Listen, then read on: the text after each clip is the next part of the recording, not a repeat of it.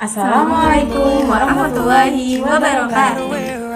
Perkenalkan, nama saya Kristina Bila. Saya Rizka Syahri. Di sini kami akan membuat video tanya jawab untuk Memenuhi ulangan tengah semester mata kuliah. Tafsir Bayani. Selamat menyaksikan. Oke. Sekarang kan kita lagi belajar tentang tafsir bayani ya. Nah, saya akan bertanya beberapa pertanyaan. Yang pertama, apa sih tafsir itu? Tafsir itu adalah satu kalimat yang menjelaskan jelasnya sesuatu. Maksudnya itu kayak menjelaskan tentang ayat Al-Quran. Terus kalau Al-Quran itu sendiri diturunkan untuk apa sih tujuannya? Al-Quran itu diturunkan dengan 3 tujuan. Nah, pertama itu dihitung ibadah kalau kita membacanya. Kedua yaitu memahami maknanya dan mengamalkannya. Terus aku mau tahu dong. Coba kamu bacakan surat Ad-Duha ayat 8 sama artinya. Bismillahirrahmanirrahim. Wa wajadaka ailan fa'agna. Artinya, dan dia mendapatimu sebagai seorang yang kekurangan, lalu dia memberikan kekayaan, kecukupan. Maknanya apa? Maknanya yaitu jika Allah mendapatimu dalam keadaan miskin, sedangkan engkau memiliki tanggungan keluarga yang banyak, kemudian Allah akan menjadikanmu kaya dengan rezeki yang Allah beri. Terus mana sih yang lebih bagus antara orang kaya yang bersyukur dengan orang yang miskin tetapi sabar? Yang lebih bagus nih dari kata para ulama, yang diantaranya itu Syekhul Islam, yang paling bagus itu yang lebih bertakwa karena diantara keduanya, karena kan kesyukuran orang itu kan berlevel-level dan kesabaran orang juga berlevel-level. Jadi itu yang lebih bagus di antara keduanya itu orang yang bertakwa itu. Terus tadi kan disebutkan ada orang miskin yang bersabar. Itu maksudnya seperti apa? Maksudnya dengan orang miskin yang bersabar itu orang yang tidak pernah lalai dalam beribadah gitu. Terus dalam ayat tersebut itu kan Allah memberikan kepada nabinya itu ada 2 macam kecukupan. Nah, apa aja? Kecukupan yang diberikan Allah kepada Nabi itu kan ada 2. Yang pertama itu ada kecukupan hati, yang dengannya beliau itu mengurangi perhatiannya terhadap dunia. Dan yang kedua itu ada kecukupan harta, yaitu ketika Khadijah merekomendasikan Nabi Muhammad untuk ikut bersamanya dalam perjalanan berdagang. Terus apa itu kebenaran absolut? Tahu nggak apa maksudnya? Kebenaran absolut itu sendiri adalah sesuatu yang masuk akal, maksudnya yang semua orang tuh bakal nerima gitu. Aku pengen tahu dong, dari tafsir surat Al-Ikhlas itu kan ada lam yalid walam yulad. Nah, itu kan ada mengandung dhamir huwa. Nah, apa sih yang dimaksud huwanya Allah?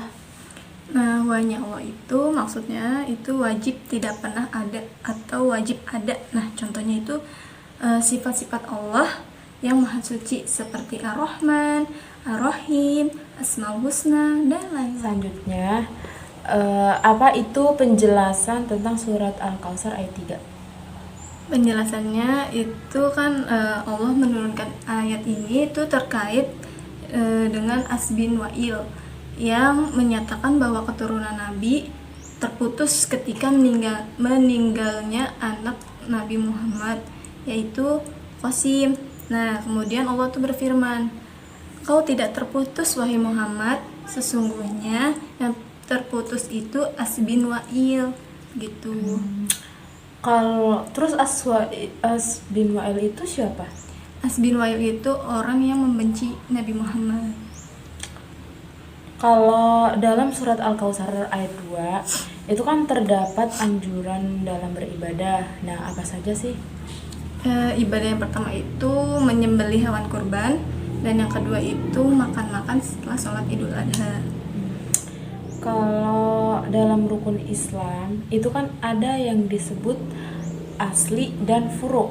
Nah, bisa kasih tahu nggak maksudnya apa keduanya?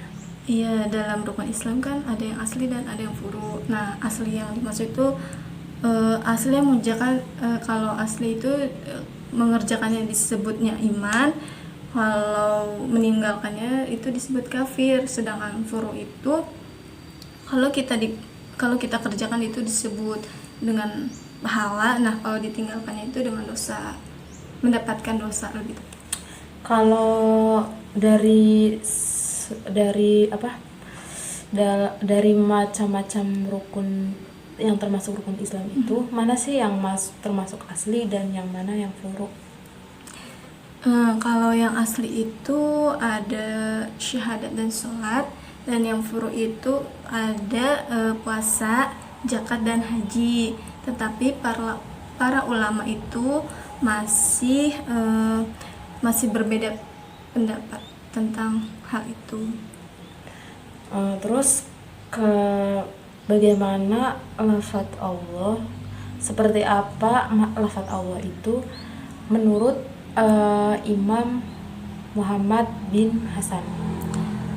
Lafaz Allah itu bukan berasal dari isim mustaq, dan Allah itu roh yang terpuji, yang pantas mendapatkan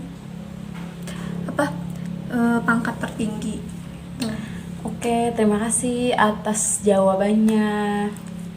Semoga bermanfaat ya.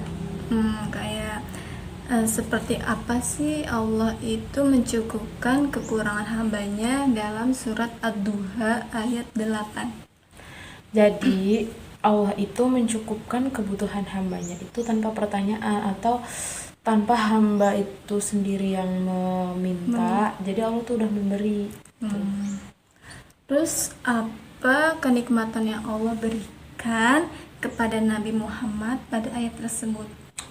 Jadi kenikmatan tersebut itu diantaranya adalah kemuliaan kenabian dan menjadikan Rasul yang wajib ditaati dan wajib disyukuri, serta perintah dari Allah ini ditujukan kepada Nabi dan pada umatnya Nabi Muhammad. Tolong dong bacakan syair terkait surat Ad-Duha ayat 10 dengan artinya. Oke, jadi tadi saya menemukan syair dari tugas saya ya. La ya'damu sa'ilunal khaira minal khuluqi imma nawali wa imma husnu mardud. Tidaklah hilang kebaikan akhlaknya dari orang yang meminta-minta, ada kalanya dari sini mendapat hasil yang baik. Begitu. Oh begitu. Terus yang dimaksud dengan syair tersebut apa? Jadi intinya tuh maksudnya lebih baik, bahagia, atau mendapat atau mempunyai akal yang baik atau akhlak yang baik daripada dia bahagia karena harta, dia mendapat harta gitu. Terus apa yang dimaksud dengan lafaz sa'il dalam surat Ad-Duha ayat 10? Itu kan bunyinya ya itulah ya. Asail itu berarti adalah maksudnya tuh dia itu fakir atau yang membutuhkan, dan mereka itu orang yang tidak bisa mencukupi kebutuhannya serta tidak dikenai zakat. Itu yang dimaksud asail di sini. Terus tolong bacakan surat Ad-Duha ayat 11 berserta artinya. Bismillahirrahmanirrahim. Wa amma bi ni'mati rabbika fahaddits. Dan terhadap nikmat Tuhanmu hendaklah engkau nyatakan dengan bersyukur. Nah, apa saja nikmat yang Allah berikan dalam ayat tersebut? Nikmat itu berupa harta, kesehatan, terus hidayah, terus pertolongan, dan segala kelembutan. Nah, seperti apa penyampaian nikmat Allah oleh Nabi Muhammad kepada umatnya? Jadi Allah itu menyampaikannya melalui ayat Al-Quran dan juga hadis Nabi Muhammad. Kan nikmat-nikmat Allah disampaikan melalui ayat-ayat dan hadis. Terus sebutkan salah satu buktinya. Jadi saya ambil dari surat Al-Maidah ayat 3, potongan ayatnya itu yang artinya bahwa secara umum, jadi ini contoh yang secara umum ya. Iya. Nikmat tersebut yaitu pada hari ini aku sempurnakan agamamu untukmu, dan telah aku cukupkan nikmatku bagimu, dan telah aku ridhoi Islam sebagai agamamu. Terus apa bedanya lafaz alhamdulillah dengan syukur? Jadi alhamdulillah itu lebih umum. Dia lebih umum karena memuji kepada yang memberi nikmat kepadamu atau selain kamu. Nah, sedangkan yang syukur itu lebih khusus, yaitu berterima kasih kepada orang yang memberi nikmat kepadamu. Nah, kan dalam surat Al-Fatihah ayat 5 dijelaskan bahwa Nabi Nuh itu meminta petunjuk. Kenapa meminta petunjuk padahal beliau sudah diberi petunjuk? Jadi karena agar petunjuk tersebut itu bersifat terus dan langgeng, bukan permulaan. Contohnya kayak berdirilah sampai aku pulang. Nah, padahal dia sudah berdiri tuh. Nah, maksudnya tuh agar dia tetap berdiri sampai aku pulang gitu.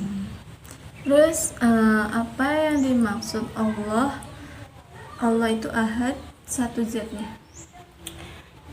Ya, itu tuh la tarokaba min syai'in, yaitu tidak tersusun atas beberapa bagian, tidak berkulit, tidak bersendi, tidak punya darah, jadi tidak saling membutuhkan antar satu dengan yang lain.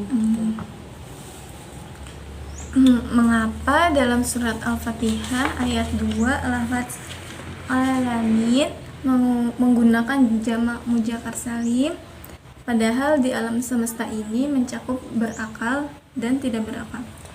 Jadi karena di dalam Al-Quran itu Allah biasanya menyebutkan sesuatu yang unggul. Contohnya kayak hadapkanlah wajahmu ke arah kiblat. Nah, berarti kan ini menunjukkan bahwa wajah adalah anggota tubuh yang paling mulia. Nah, kenapa menggunakan jamak mudzakkar salim? Karena sesuatu yang berakal itu mengalahkan sesuatu yang tidak berakal. Terus lafaz as-somad dari surat Al-Ikhlas itu maksudnya apa ya? Itu Allah itu adalah tempat meminta hajat dan dari segala hajat.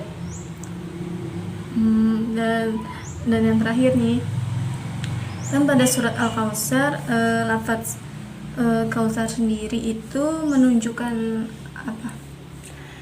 Jadi ada berbeda pendapat dari lafaz Al-Kautsar ini. Ada dua. Yang pertama, Al-Kautsar ini berarti sungai yang ada di dalam surga. Yang kedua adalah kebaikan yang sangat banyak. Oke, syukran ya atas ilmunya. Semoga bermanfaat. Terima kasih telah menyaksikan video kami. Apabila banyak kesalahan, kami mohon maaf ya. Hadza wallahu yar'ana wa yaqadina walhamdulillahi rabbil alamin. Wassalamualaikum warahmatullahi wabarakatuh. Merdeka!